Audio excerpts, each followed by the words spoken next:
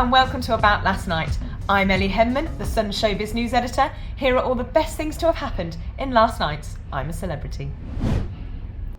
So last night saw the Critter Mixer Challenge and Nick, Tony and Marvin absolutely knocked it out the park. Incredibly, Tony Bellew admitted he's a huge Countdown fan. Now, Anne Robinson would be proud, Tony. So his general knowledge was a bit iffy, and when he was being covered in offal and guts, which he kindly told us all was in his crevice, I'll never get that out of my head now, Tony. But he absolutely did smash it in the end. They did really well. And lovely Nick Pickard, obviously, he's now gone home. And he said that was the most difficult trial he's done. They were obviously put inside that horrible mixer and were made to try and find stars. They did do really well, though. 6 out of 7 stars for camp isn't bad, especially when you're being spun around. But poor old Nick now said he's covered in rashes. So he needs a bit of cream for that, I think.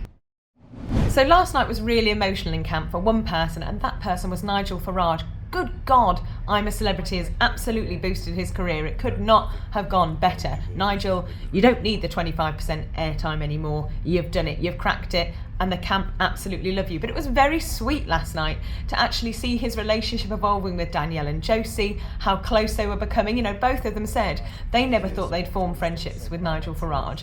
Fred didn't think he'd form a relationship with Nigel Farage, and he has. And I think it's very sweet to see him taking care of him. Obviously, Nigel had that terrible plane crash, so it meant when it came to the Critter Mixer, he obviously wants to do it, but he can't. And I think it's very sweet to watch them rallying around him and saying, you know, ultimately, we're looking out for you, we're taking care of you. And I think for Nigel, it's been quite a poignant experience, seeing them accept him for who he is and actually getting to know the real Nigel. I mean, yeah, he played an absolute blinder. I mean, he's £1.5 million better off for it. Brilliant. But in terms of his career, the effect of this has been priceless.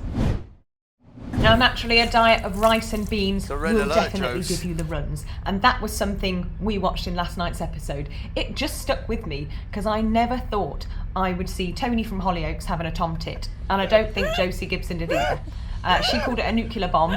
I mean, I could only imagine the state of that dunny after he's gone. But now, luckily, obviously, Nick has left. I'm going to be heading off to the Marriott very soon, where the thrones are far nicer. So, Nick, you're in for a treat.